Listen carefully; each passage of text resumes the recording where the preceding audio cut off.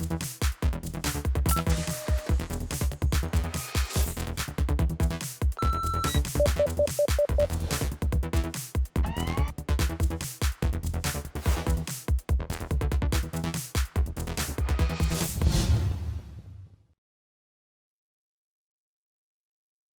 tal, amigos? Bienvenidos a ADE Educativa, su punto de encuentro con la tecnología y la educación.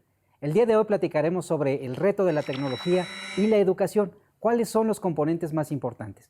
Para eso hemos invitado a una experta y sobre todo su gran trabajo que tiene en educación digital, Julieta Palma. Julieta, bienvenida. Muchísimas gracias, Germán. Un gusto a toda la audiencia. Gracias, Julieta. Amigos, para conocer toda la trayectoria de la doctora Julieta, vamos a ver esta breve semblanza. Julieta Palma Anda es licenciada en Ciencias de la Comunicación por el Tecnológico de Monterrey, Campus Ciudad de México, y cuenta con una maestría en Estudios Humanísticos con especialidad en Literatura Contemporánea y una maestría en Educación por la misma institución. Estudió la especialización en Conflictología en la Universitat Oberta de Catalunya, UOC, y el posgrado de e-learning en la misma universidad. Además, cursó estudios doctorales en España. Entre otros cargos, ha sido directora del campus virtual de la Escuela Bancaria y Comercial, directora de promoción internacional del Instituto Latinoamericano de la Comunicación Educativa, ILCE. También se desempeñó como directora general de la sede para Latinoamérica de la Universitat Oberta de Catalunya. Ha sido productora de televisión educativa y consultora en comunicación corporativa. Ha impartido clases de preparatoria, licenciatura y maestría en los rubros de comunicación corporativa y mercadotecnia. Actualmente es Country Manager y vicerrectora de Relaciones Institucionales de la Universidad Internacional de La Rioja en México. Como ven, la doctora Julieta Palma es experta y tiene una amplia trayectoria en temas educativos. Doctora, ¿nos podrías comentar qué es la UNIR? Sobre todo porque es una universidad internacional. Bueno, la Universidad Internacional de La Rioja, que son sus siglas, UNIR, la Universidad en Internet, surge hace 10 años y forma parte del grupo Proeduca. Nosotros nos enfocamos directamente a todo lo que es formación completamente en línea y tenemos más de 200 títulos universitarios, tanto formales como títulos propios en España, como demás estudios avanzados y programas de experto, que lo que le llamaríamos en México lo que es educación continua, para que la gente pueda continuar formándose a lo largo de la vida. En México surgimos hace 5 años, bueno, 2013, que nos dimos de alta ante la Secretaría de Educación Pública como una universidad mexicana 100% también, aunque somos parte del mismo grupo Proeduca y tenemos el mismo modelo, la misma metodología y trabajamos así a nivel global. También tenemos universidad en Colombia y tenemos sedes en otros países como Ecuador, donde tenemos muchísimos estudiantes. Nosotros lo que buscamos es, a través de una metodología completamente en línea, pero que rescata la parte que el profesor, como experto en la materia, pueda darte clases en vivo y en directo. Eso los estudiantes lo agradecen mucho. Hoy por hoy tenemos más de 40,000 estudiantes en activo y más de 43,000 graduados, que a lo largo de este tiempo, hablando sobre todo de educación superior, lo que es grado o licenciaturas y todo lo que es posgrado, pues es un gran número. Yo siempre digo que no es solo ver cuántos estudiantes se matriculan, sino cuántos egresan, puesto que el éxito de la metodología te puede decir si realmente la gente está contenta. También nos medimos por un IPN, que es lo que el estudiante, qué tanto nos recomienda el estudiante. Y pues la verdad estamos muy contentos con los números. Estamos también en la Facultad de Educación, creciendo siempre, que es donde está el volumen más fuerte de nuestros estudiantes, esto a nivel global, y también en la parte de ingeniería, en la parte de empresa, con el MBA, que ha sido de los mejores rankeados en los primeros 3 lugares a nivel hispanoamericano, y la verdad es que también en investigación, ¿no? Y en esta participación ya en algunos rankings, pues nos da mucho gusto poder tener una metodología como la que hoy tenemos y poderla constantemente ir mejorando. Doctora, para México y para muchos países en América Latina, la cobertura en educación superior es un reto. Pero cuando ustedes hablan de una educación en Internet o la universidad en Internet, ¿a qué nos referimos? ¿Estamos vinculándonos ya en una era digital? ¿Cuáles son los requisitos? ¿Cuáles son las características de los alumnos, por ejemplo? Mira, nosotros estamos dirigidos, o sea, ya hoy en día, aunque sigue habiendo brecha digital y tratamos de llegar a la mayoría de las personas, es un hecho que ya también la gente tiene acceso a un móvil, a internet, o sea, ¿cuántos millones hay de personas? Nuestro perfil de estudiante o de prospecto de estudiante es aquel que por alguna razón no pudo terminar una carrera, que necesita seguirse formando, por ejemplo, en la parte posgrado, en un área muy especializada, en ampliar conocimientos, que busca una promoción también dentro de su propio trabajo, que por diversas situaciones cambia de sector y te tienes que empapar de nuevos conocimientos, y para eso nosotros tenemos sobre todo el posgrado. Estas personas, como bien lo decía, suelen ser ya trabajadoras, el 95% es gente que trabaja. La media está más o menos en los 40 años, varía un poquito entre España y México, pero los 40, 45 años. Cada vez también entran gente más joven. Y que también juega diversos roles, ¿no? O sea, a veces como papá, mamá, trabajando todo el día, sobre todo aquí en México, la gente que tienes traslados de tantas horas, pues, ¿qué requiere? No puedes ir necesariamente a una educación presencial, a una universidad presencial. No competimos con las universidades presenciales, creemos que siempre van a existir, deben existir, también por otros temas de socialización, pero sobre todo un mercado adulto que ya demanda formación, por ejemplo, gente que viaja mucho, algo que ya no te es viable ir a una universidad presencial. La UNIR, lo que buscamos es llevarte a la universidad a donde quiera que estés, ¿no? Jugando este tipo de roles también diversos que tienes en la vida. En esta parte los aspirantes, porque supongo que pasan por algún proceso de selección como en cualquier otra universidad, deben de tener alguna característica en especial, ya independientemente de la edad que lo has comentado, los perfiles que tengan en su ámbito laboral, en su ámbito personal, pero obviamente deben de cursar algún tipo introductorio o algo, o simplemente se inscriben. No, la ventaja de la UNIR, lo que nosotros también buscamos es no ser una universidad elitista, sino llevar, a veces desgraciadamente se vuelve una élite cuando vas poniendo tantos requisitos de ingreso. Es lógico que, por ejemplo, aquí en México, que tenemos 22 programas ya registrados ante la Secretaría de Educación Pública, sobre todo el posgrado, pues requieres gente que esté ya con título terminado, con cédula profesional, con certificado de estudios, en fin, ¿no? Todo lo que nos pide SEP. Y también con perfiles académicos ad hoc al posgrado que tú requieres estudiar.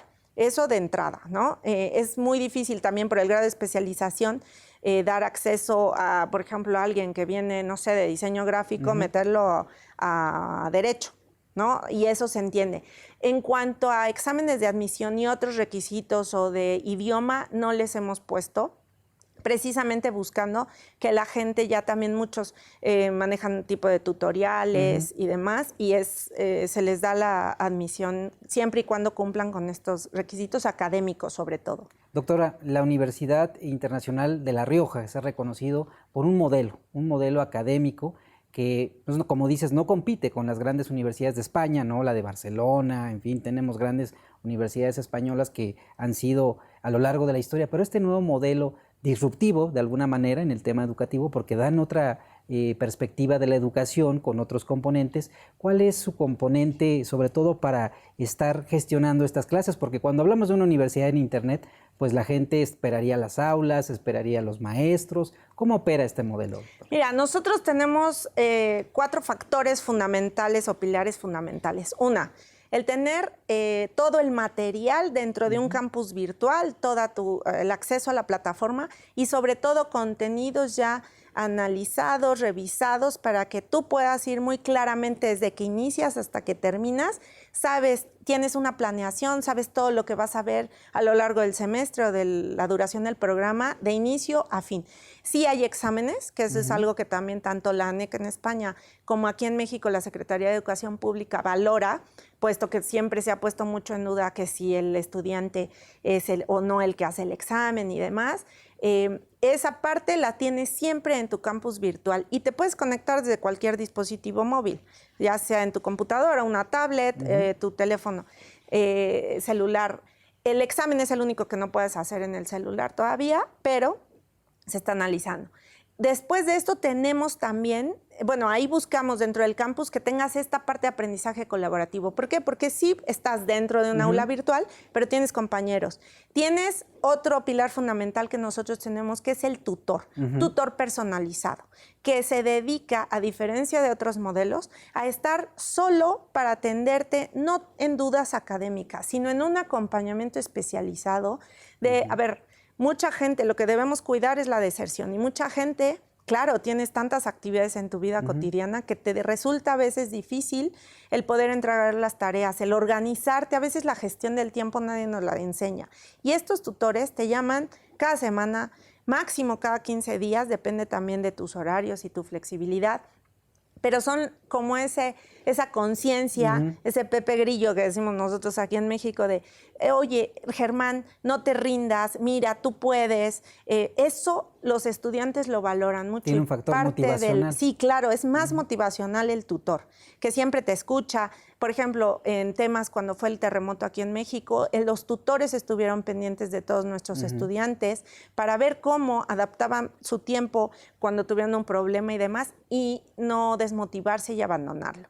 La parte del profesor, que es otro de los pilares, que se tiende a pensar que en un modelo en línea, entonces ya no tienes profesor y solo se te cargan PDFs, ¿no? Nosotros tenemos muchos recursos, ya sea por videos, actividades extras, foros, ¿no? Todo lo que tienes ya cargado en PDFs, depende también tu perfil. Y el profesor, que es otra de las figuras, que es el experto en la materia y que te da estas clases virtuales presenciales. Las puedes ver en vivo y en directo y participar a través de chat y de la plataforma y tienes interacción, o bien las puedes ver ya en grabado y en diferido. Pero siempre tienes ese contacto con el profesor. Y por último, pues toda la parte de lo que es los recursos, ¿no? Que tienes también extras en la plataforma y los exámenes, ¿no? La evaluación continuada que vas haciendo de las actividades y que culmina finalmente con un examen que, aunque no tiene el porcentaje mayor, obviamente, pues finalmente te examina. Y que eso, en principio, a la Secretaría de Educación Pública le gustó, porque aunque lo hagas en línea, tienes una interacción físicamente y visualmente con la computadora. Doctora, pues muy interesante el modelo de la universidad. Si te parece, vamos a un corte. Sí, gracias. Amigos, sigan en TV Educativa MX en Facebook, Twitter e Instagram. Regresamos.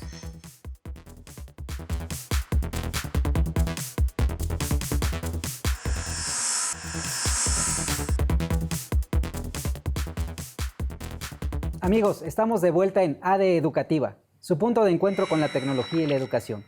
Recuerden que estamos platicando con la doctora Julieta Palma, que es la vicerrectora de Relaciones Interinstitucionales de la UNIR México.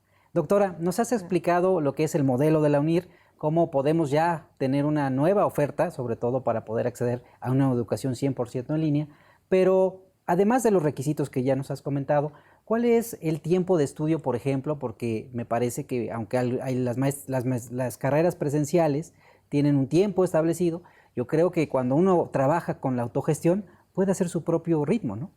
Bueno, sí, aunque debes de planearlo de todas maneras. Las licenciaturas que tenemos, que son 5, son de 3 años, o sea, lo que le llamaríamos en México más una licenciatura ejecutiva. Okay. Con esto no quiero decir ni que es menos calidad ni menos dedicación. Obviamente está planeado también en cuestión de las actividades para que sean más integradoras y no tengas que entregar 20 actividades a la semana, por supuesto, como alguien de tiempo completo. Estamos trabajando con lo que es un modelo americano para algunas licenciaturas que tiene que ver más también con módulos de trabajo, ¿no? Test que vayas resolviendo, mucho más autogestivos que también se califiquen y que tengas como esa visión en general también de tu propio aprendizaje y avance. En la parte de las maestrías, las maestrías duran 18 meses, o sea, año y medio. Son 3 semestres, están agrupadas en semestres, las licenciaturas en cuatrimestres. Y en la maestría, si bien es cierto, también cuidamos la calidad académica. No es que sea fácil, no es que regalemos un título y digas, no voy a estudiar, pero de igual manera buscamos, depende también la disciplina, algunas son más modulares, aunque haces el semestre igual, y otras llevas las diversas materias o asignaturas al mismo tiempo. Lo que buscamos nuevamente es que tengas actividades que no se tengan que entregar necesariamente cada semana, ¿no? Ni las clases que sean todas 4 clases en un día, porque eso también a lo mejor no sería tan fácil de gestionar cuando eres una persona que trabaja. En función del diario, nosotros les recomendamos por lo menos, o sea, un par de horas para que no te atrases. ¿Por qué? Porque necesitas ir leyendo bastante material y, claro, ir planeando tus actividades o tus entregas. Siempre les decimos, claro que pueden entregar antes a los estudiantes, pero no dejarlo todo hasta el último. El tutor, por ejemplo, es el que te va mucho guiando en que no te atrases, en ir viendo las clases. No es obligatorio ver las clases presenciales virtuales, pero sí te dan sobre todo temas o casos o ejemplos, ¿no? Como el expertise que tiene el profesor y que te ayuda a complementar. También tenemos unas cápsulas que les llamamos, son más cápsulas, son clases magistrales, que te ayudan, ahí sí tenemos, mientras que los docentes son mexicanos todos, en las clases magistrales tenemos algunos expertos españoles, de los que son tops, para que puedas ir viendo en cápsulas de 10 minutos, destacar los puntos más importantes. Entonces, en esta parte nada es obligatorio, excepto las actividades y los foros, pero la idea es sobre todo que tú vayas planeando muy bien día a día y que no dejes todo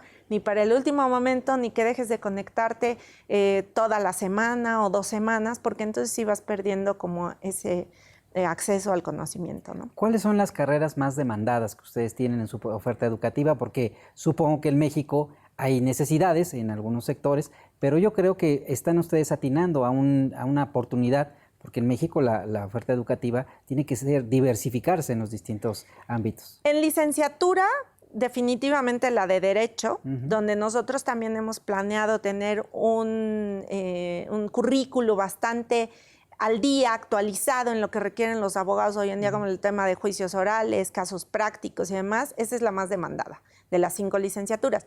Y de lo que es las maestrías, la verdad es que en ingeniería, que también nos enfocamos bastante, la de seguridad informática ha sido un hitazo, porque no hay oferta como tal en línea, o hay poca también presencialmente, y es algo que se demanda mucho hoy en día. La de Visual Analytics y Big Data. En la parte de educación, la verdad es que estamos muy contentos porque creemos, tanto en España, que es la facultad más grande que tenemos y la que más forma docentes, aquí estamos también haciendo una labor que poco a poco sigue creciendo, y tenemos fuertes las maestrías de psicopedagogía, la de aprendizaje, cognición y desarrollo, y la de liderazgo y dirección de centros educativos, que son las que más tocan a nuestros docentes mexicanos, líderes en el sector educativo, y que estamos llegando, la verdad, como muy accesibles a todos ellos. Y en la parte de empresa, pues el MBA sin duda, con diversas especialidades, la parte también de neuromarketing, que es una maestría muy nueva, muy moderna y muy ad hoc a lo que hoy se requiere, y que no hacemos los programas solo por una moda, sobre todo una moda, sino una demanda real del mercado, y de donde vemos que hay pertinencia en abrir nuevos programas. Entonces, básicamente esos son como los programas que más tenemos estudiantes, o los más demandados actualmente. Es lógico que tienen su curva, ¿no? Pero en esta parte, doctora, hay un factor fundamental. La gente a veces piensa que porque es en línea no es de calidad. ¿Cuáles son sus parámetros de ustedes para en verdad demostrar que esto es calidad? Porque además a nivel latinoamericano hay muchas universidades que ya están transitando a esta modalidad virtual, otros lo llaman blended, ya utilizan este aprendizaje con el componente de la industria 4.0 que está hoy en día, y que ustedes atinan de manera acertada a todas estas nuevas profesiones, porque a veces las universidades, por ejemplo, las públicas, tardan hasta 5 años en cambiar un programa, cuando ustedes tienen un nivel de adaptabilidad todavía mayor.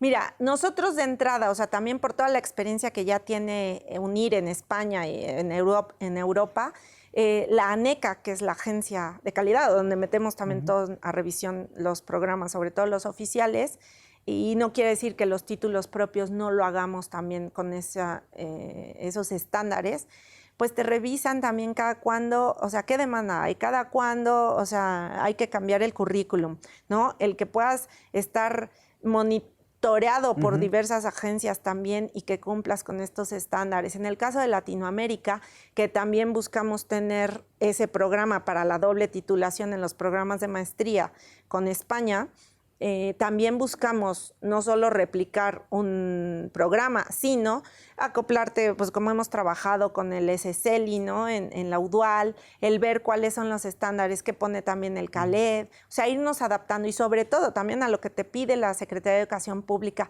No es fácil presentar un registro de validez oficial o un REVOE y que cumpla también con ciertos estándares, por ejemplo, nosotros, de cómo verificar que el estudiante va a hacer su examen, cuáles son los mecanismos, qué competencias se están evaluando, cómo.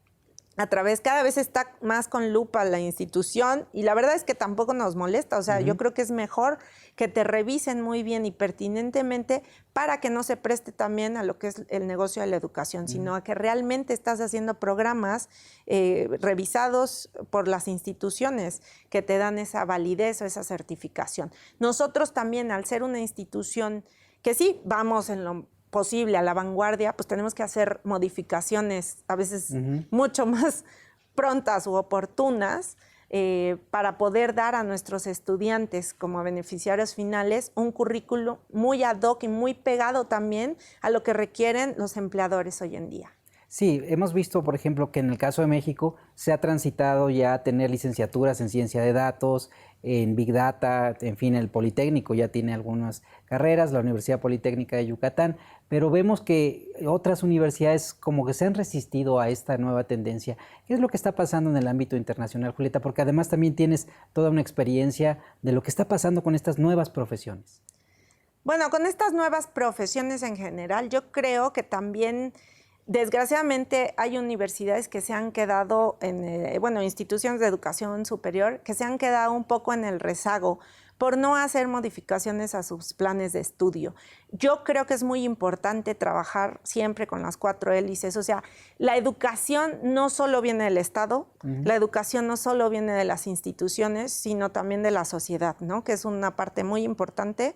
Y el sector productivo. Sí, el sector productivo, sobre todo, ¿qué tan cercanos estamos las universidades o las instituciones de educación superior a las empresas, a la industria, ¿no? A la parte manufacturera? Creo que en muchas ocasiones se han sacado programas que no iban ad hoc a lo que requiere incluso no solo cada país, sino cada región. No es lo mismo lo que requiere el norte de nuestro país, el centro, que el sur, ¿no? Entonces, yo creo que en eso nos ha faltado trabajar muy de la mano, también la parte de instituciones públicas con instituciones privadas, para realmente llevar una educación inclusiva, una educación de calidad, una educación pertinente a quien realmente lo requiere. Entonces, para mí, gusto siempre es trabajar de la mano con todo el sector. Hay gente que nos dice, están muy ligados a la empresa. Bueno, precisamente porque hay que conocer qué es lo que requieren los empleadores hoy en día, qué tipo de habilidades y de conocimientos, para que transversalmente en nuestro currículum también estén en todos nuestros programas. Ahora, ha habido también un gran dilema para las universidades, sobre todo porque hay empresas que han decidido no contratar gente con título, el caso de Google o algunas otras empresas internacionales que prefieren ciertas competencias, o sea, ir trabajando hacia las competencias. ¿Qué opinas de esto? Pues para mí yo creo que está muy bien, porque es cierto, también, sobre todo en Latinoamérica, se ha ido mucho con la idea de la titulitis, ¿no? O sea, que persigo un papel y muchos títulos para que se me reconozca. Sí, ha sucedido y eran etapas pasadas. Hoy en día, yo creo que hay que analizar las generaciones que vienen y como instituciones de educación superior, ¿qué podemos hacer para enfrentar estos nuevos retos? Yo creo que por eso hablo de la educación continua. Es la educación a lo largo de la vida. Hay que ver que nuestras instituciones trabajemos en función a eso. ¿Por qué? Porque a lo mejor ya a cierta edad o con ciertos títulos no quieres hacerte otra maestría de 2 años, un doctorado de 5 años. O sea, lo que requieres es desarrollo de habilidades y competencias, que es lo que hoy en día buscan las grandes empresas, y no solo las grandes, las pequeñas. Yo también fomento mucho que desarrollemos cosas en función de lo que era el trabajo, la capacitación para el trabajo, ¿no? O para la vida. O sea, mucha gente que tiene ciertos proyectos a los que enfocarse, las pymes, no requieren todo un mundo, o sea, un doctorado, una maestría. A veces a lo mejor no les da tiempo de hacer una licenciatura, o sea, el tener un grado, pero sí, a lo mejor formándote a través de módulos especializados que te sirvan, podríamos ir nosotros innovando tanto en los países como en las universidades, a que tuvieras o formaras tu propio currículum y que estuviera certificado, ¿no? Digo, para ello a lo mejor instancias como el Conocer o el Ceneval o algo que puedan irte validando también por la experiencia y por otras competencias. En esto, algunas universidades han hecho lo que le llaman enfoque modular, es decir, que también pueden ir avanzando hacia esos funciones donde el alumno escoge cuáles serían sus competencias y al final realizar una certificación propia, ¿no? Sí, yo creo que ya se va avanzando, o sea, hay universidades que van más avanzadas también en ese tema, sin embargo, todavía se te pide, o sea, en la parte nacional o de nuestras instituciones formales o certificadoras, por así decirlo, o quienes te avalan, todavía te piden cierto currículum base, ¿no? Con un porcentaje, a lo mejor el 60 es el básico y tienes que cumplir con carga horaria inicios y carga básica, y luego ya las que tú puedes ir eligiendo acorde a lo que requieres hoy en día. Pero si pudiera hacerse o armarse desde, o sea, ahora también con tantos algoritmos y todo lo que viene en tendencias del machine learning y demás, pues yo creo que podríamos ir innovando en esos temas, ¿no? A que hicieras tu propio itinerario acorde a tu experiencia y a lo que requieres también conocer o empaparte. Amigos, estamos platicando con la doctora Julieta Palma, que es vicerrectora de Relaciones Institucionales de la UNIR México. Regresamos, TV Educativa MX, Twitter, Facebook e Instagram.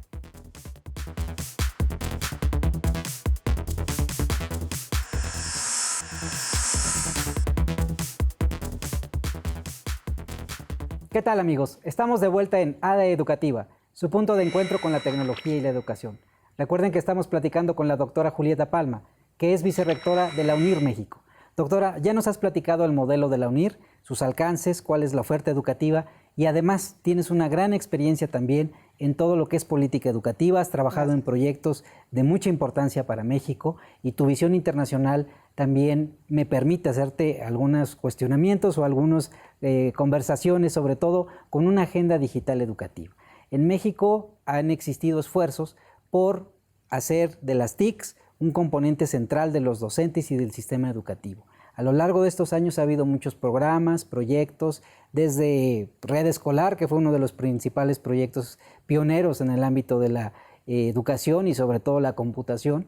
Y este arribo del Internet pues permitió que proyectos como Enciclomedia, Habilidades Digitales para Todos y Aprende 1.0 y 2.0 sean como los cimientos para empezar con una agenda digital educativa que ya está en el marco regulatorio. ¿Cuál es tu perspectiva de este alcance que tiene una agenda digital educativa? Bueno, antes que nada, yo creo que algo que hay que resaltar es que ya la agenda digital educativa esté dentro de todo lo que es la Ley General de Educación. O sea, antes estaban como separadas y que ya se tenga en cuenta, ¿no?, todo lo que implica la agenda, que hay cantidad de puntos que la verdad valen mucho la pena. Me parece que es un gran salto en esta época y que ya meritaba, ¿no?, en nuestro país. El poder enfocarnos también nuevamente a ver cómo rescatamos, cómo formamos a todos los docentes, el rescatar todo el material que hay, que eso también me parece algo súper importante. O sea, ¿cuántos proyectos se han hecho a lo largo de tantos años? Ya unas 3 décadas por lo menos, en el trabajo de lo que es la transición entre lo que era pues televisión y lo digital. Yo creo que se han hecho muy buenos esfuerzos, programas como hablábamos, el de telesecundaria, o sea, que sigue llegando a la gente que realmente lo necesita. Yo creo que podemos trabajar muy de la mano, haciendo esa sinergia ahora sí, rescatando también todos esos materiales, esas alianzas con empresas. Yo creo que es una época donde debemos todos verlo como positivo y potenciarlo desde nuestras trincheras, por así decirlo, desde nuestras instituciones y ver cómo nos sumamos a este gran esfuerzo. Doctora, uno de los componentes centrales de esta agenda digital educativa es la formación docente.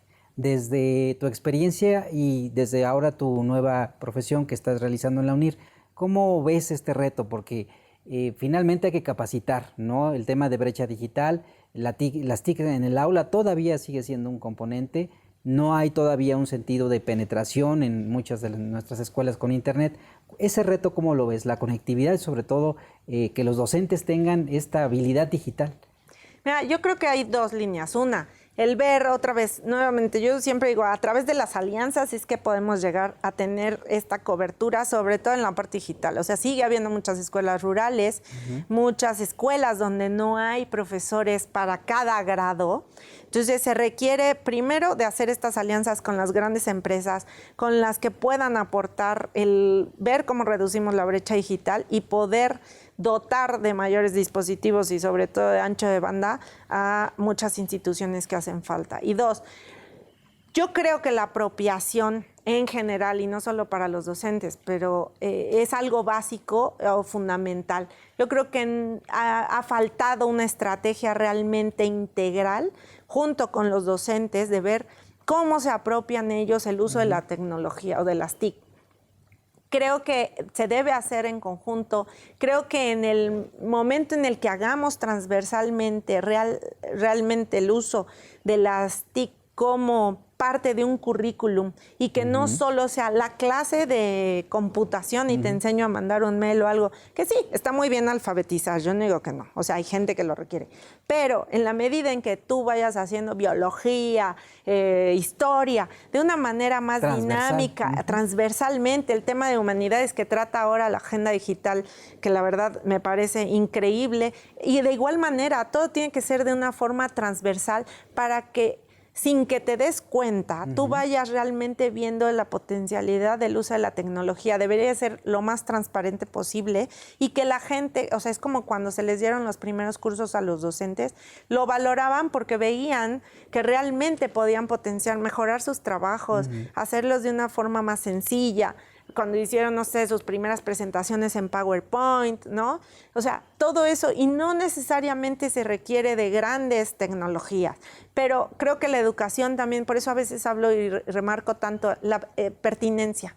Si les vamos a enseñar hojas de cálculo muy elaboradas, con lo que implican macros y cantidad de fórmulas que no las requieren los docentes en clase, nunca van a lograr hacer ese match o ese clic con la tecnología y poderla usar de manera mucho más sencilla. No es como nosotros, nuestros estudiantes, pues muchos a duras penas saben mandar un mail, no todos, obvio, pero les cuesta, tenemos gente más grande que le cuesta, a lo mejor sabe mandar un mail, sabe usar un poco la computadora, pero en la medida que tú le pongas una plataforma accesible y sencilla, que sea intuitivo a las cosas, la gente lo utiliza porque el bien, o sea, la tecnología es un medio, el bien que tú ves al final de lo que estás realizando es lo que realmente te llena.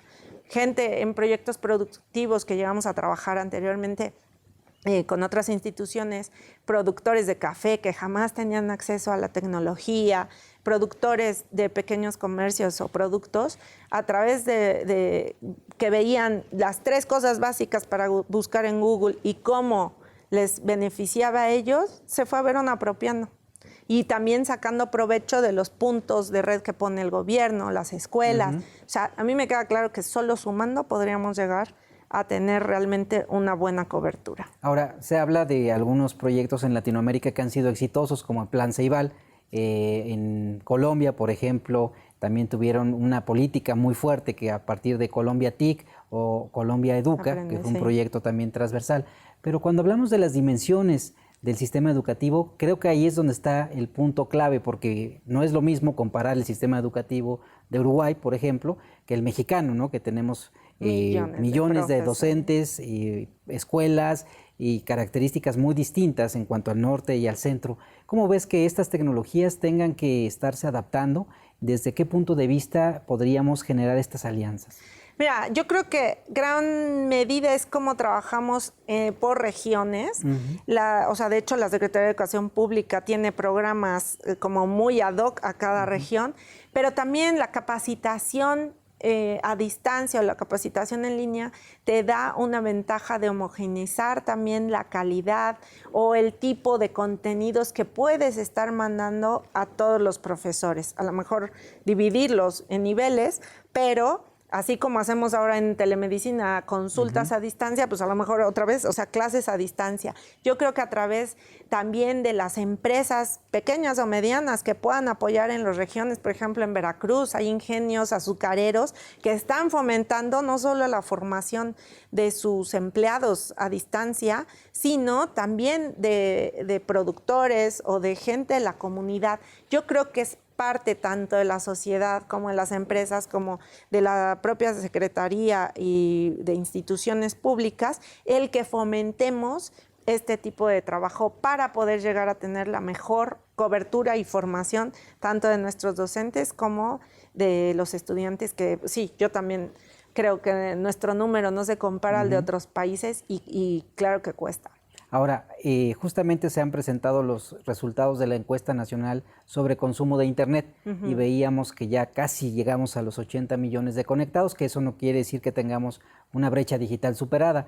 Y uno de los puntos de esta encuesta es que la tercera o cuarta posición la gente la usa para educarse, ¿no? Primero, ante todo, pues divertirse y el ocio. ¿Cómo lo hacemos para que la gente tenga presente que el Internet es un arma muy poderosa también para poder llevar educación? Yo creo que primero también todas las instituciones que estamos de este lado, o sea, ya sea gobierno, universidades y demás, ¿qué contenidos estoy sacando, no? ¿Cómo voy a adaptar todos los contenidos que tenemos? ¿Cómo llego a esa gente? Desgraciadamente, a veces todos nuestros contenidos, o sea, están para computadora cuando la gente no lo tiene. Hoy en día lo que más usan es el celular y por eso el índice o el número de los 80 millones conectados tiene que ver sobre todo con el uso de datos, pero desde un teléfono, un smartphone, que deberíamos todos de aprovechar y ver cómo adaptas tus contenidos que sean pertinentes. No les vas a poner clases de 2 horas, por ejemplo, si los vas a ver en una pequeña pantalla, ¿no? No todo el mundo tampoco tiene el mejor smartphone.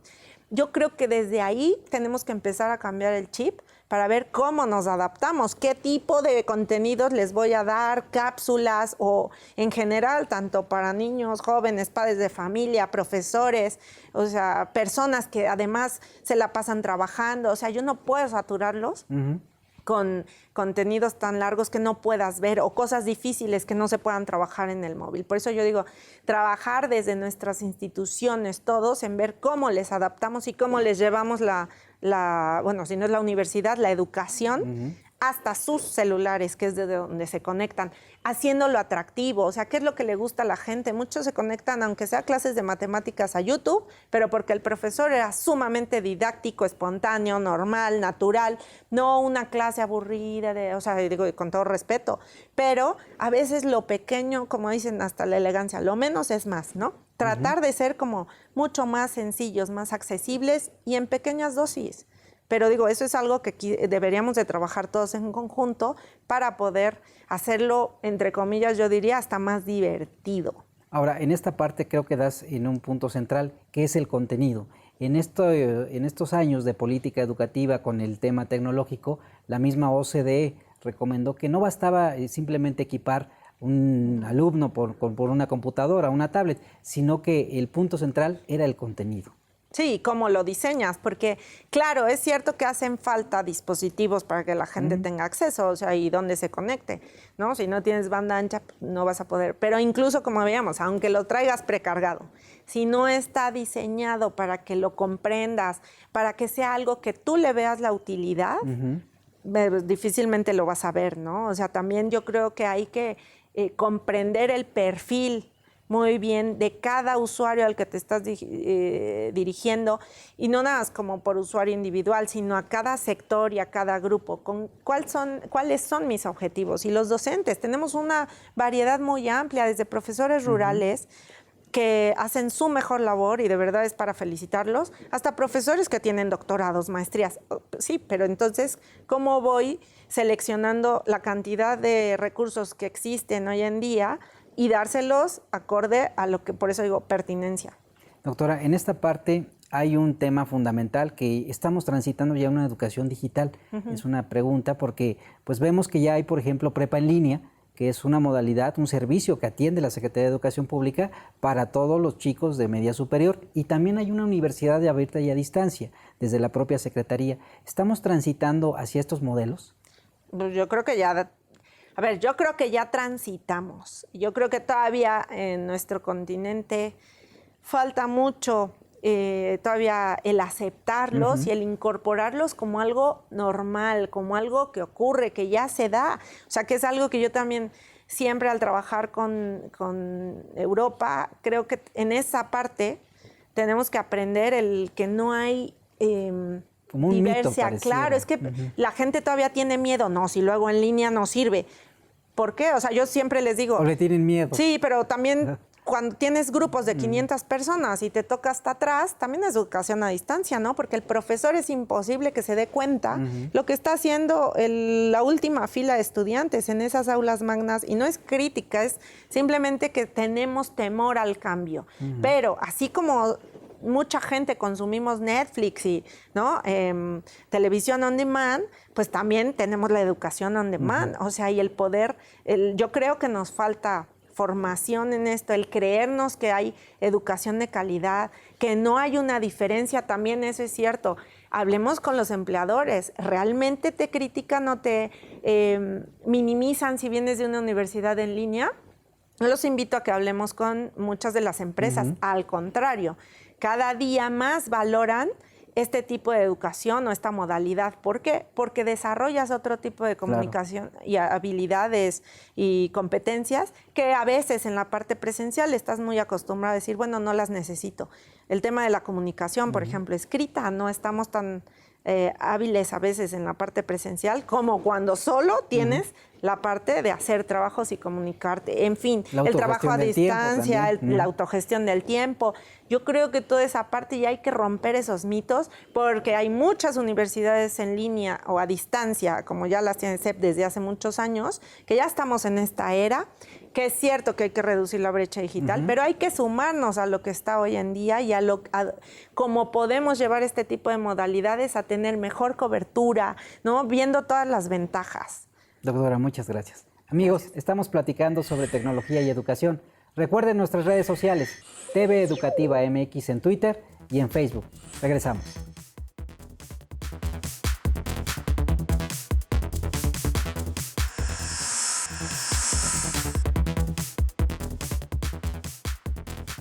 ¿Qué tal, amigos? Estamos de vuelta en AD Educativa. Julieta, nos has comentado toda la experiencia en la UNIR y además lo que has visto desde el punto de vista de tu experiencia con la Agenda Digital Educativa. En esto hay ya nuevas tendencias que vienen a ser y que además la UNIR también está atendiendo a esta educación 4.0, que vincula prácticamente a un nuevo sector industrial, que es una economía digital. ¿Cómo ves todas estas nuevas tendencias? Porque además tienes la visión de Europa y tienes la visión de Latinoamérica. Hay nuevas tendencias, el uso del machine learning, el big data, la inteligencia artificial, que me parece que están insertándose ya en toda esta nueva era revolucionaria de la educación 4.0. Sí, yo creo que aunque todavía nos faltan muchas instituciones, me da mucho gusto que aquí en México pues hay universidades que están tratando de incorporarlo ya.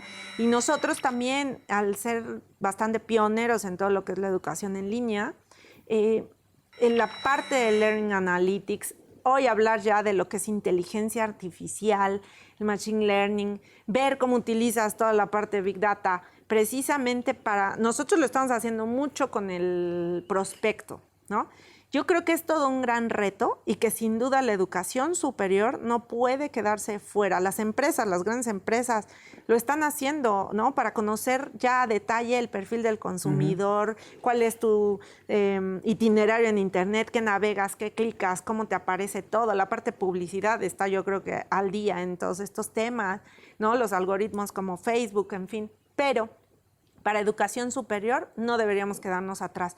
Yo creo que ya con todo el tema de inteligencia artificial tú puedes trabajar, o sea, y aunque suene futurista, hablábamos que era futurista estudiar en Internet y no lo es una realidad. Y no por nada tenemos más de 43,000 graduados y otras universidades también muchos más.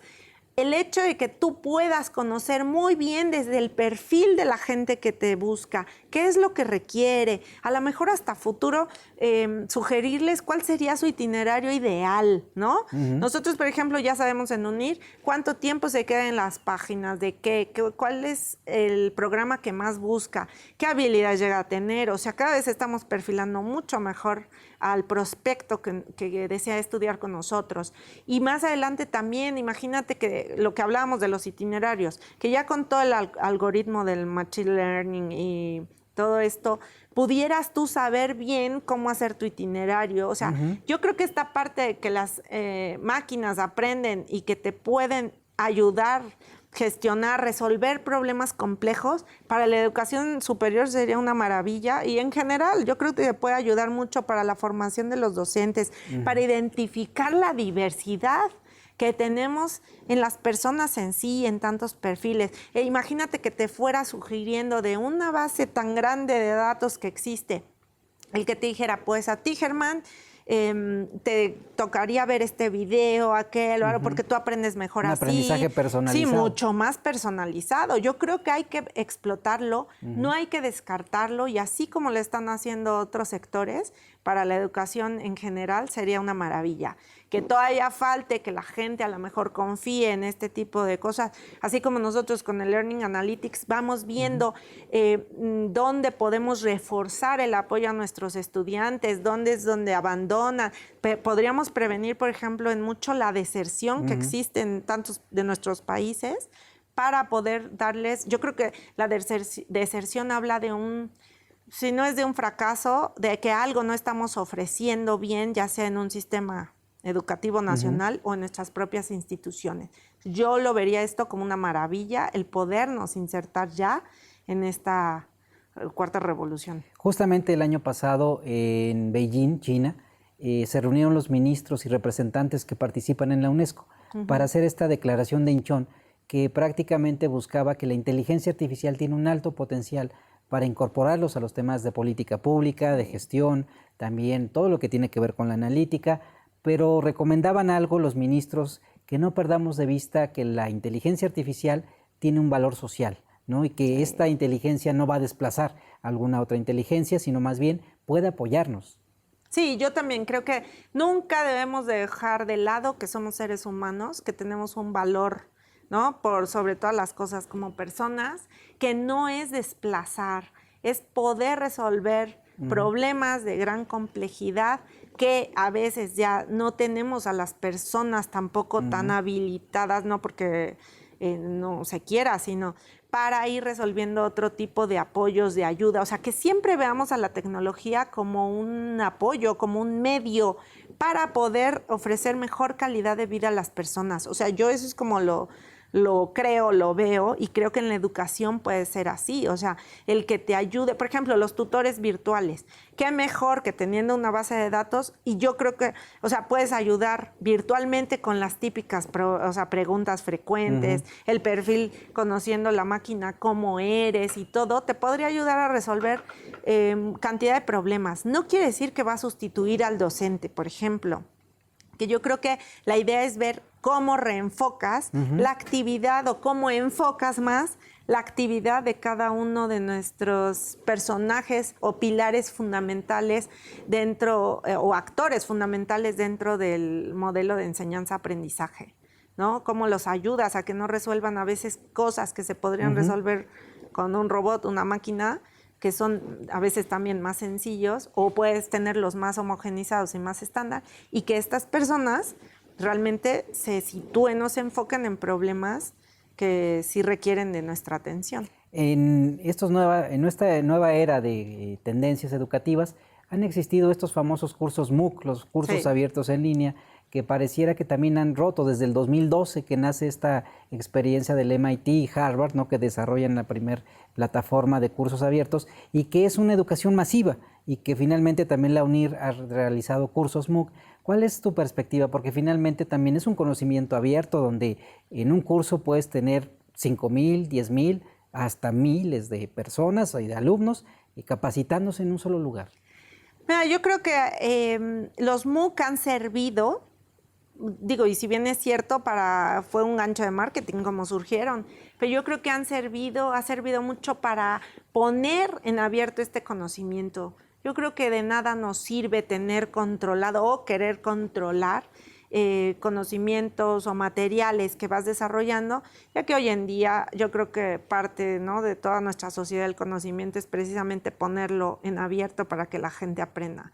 Estos MOOC, precisamente con la plataforma de México X, lanzamos MOOCs pequeñitos de pocas horas, que gente que tampoco requiere una maestría, sino ver cómo utiliza en sus aulas, que fue donde nosotros nos enfocamos a la formación docente, resolver problemas pequeños, ¿no? Hacerlo a distancia, que rompan, precisamente también nosotros buscábamos en eso, que buscaran romper ese miedo al uso de la tecnología, a estudiar algo en línea, porque mucha gente dice, no, ¿cómo? Yo creo que te ayuda mucho para ver que la institución sea de calidad, qué tipo de conocimiento, bueno, te están ofreciendo, si te sirvió o no en poco o en corto plazo.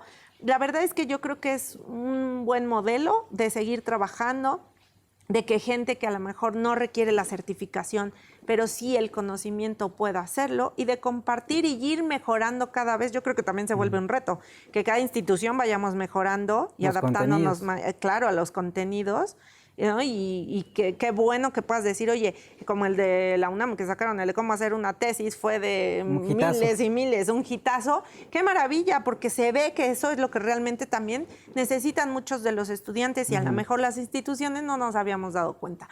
Yo creo que siempre te ayuda a aprender todo cualquier tipo de fenómeno que esté sucediendo. Muchos decían, no, es el futuro, las universidades van a desaparecer. No, no es que desaparezcan. Creo que es un complemento muy importante para poder abrir el conocimiento al resto de las personas. Doctora, en la UNIR se realizan también proyectos de investigación, porque también tengo entendido que tienen un nivel de especialistas de alto nivel y que también desarrollan investigación. Sí, claro, estamos nosotros, de hecho, pues participamos poco en rankings, pero ya estamos dentro de las universidades privadas que más proyectos de investigación tenemos en España, y de las privadas en línea también. Y tenemos también publicaciones científicas en artículos, en revistas científicas, donde también ya, o sea, indexadas y todo, y que se realizan, o sea, grupos de investigación. O sea, mucha gente que cree que no le apostamos a eso, verán que si en pocos años logramos colarnos en muy buen nivel dentro del área investigadora, van a ver que también seremos de los tops en breve en el ámbito europeo, porque es parte de lo que nosotros creemos, de lo que queremos seguirle apostando fuertemente. Y sí, tenemos un clúster de docentes, sobre todo ahora en España, estamos apenas desarrollándolo ya para México, pero el tener ese clúster fuerte de docentes e investigadores para seguir teniendo proyectos de calidad. Doctora, finalmente, ¿cuál sería tu recomendación para alguien que quiere estudiar en línea y dónde podemos encontrar la oferta educativa de la UNIR México? Bueno, yo sí los invito. La verdad es que UNIR tiene una plataforma y un modelo que realmente la gente sale contenta, y es algo que a mí me llena de gusto, porque creían que iba a ser algo muy difícil en el tema, sobre todo el uso de la tecnología y el de hacerlo a la distancia.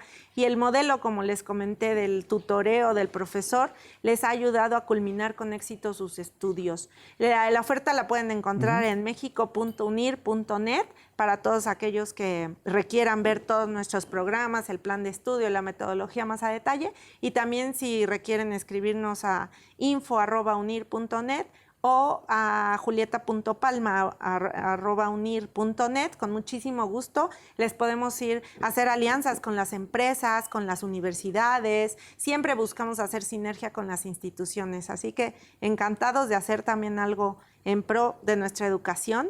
Y la verdad es que estamos bastante accesibles, considerando también que seamos una universidad pertinente para todo nuestro sector, tanto de docentes como el ingenieril, ¿no?, en la parte de empresa. Doctora, muchas gracias por tu visita y todos tus conocimientos. Muchas gracias. Si les interesan algunas becas especiales, también escríbanos a estos Con todo correos. gusto, claro que sí. Muchas Amigos, gracias. hemos llegado al final de ADE Educativa.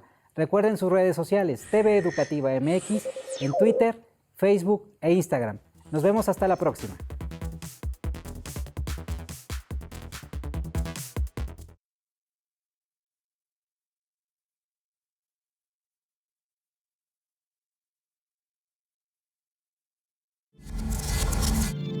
Televisión educativa.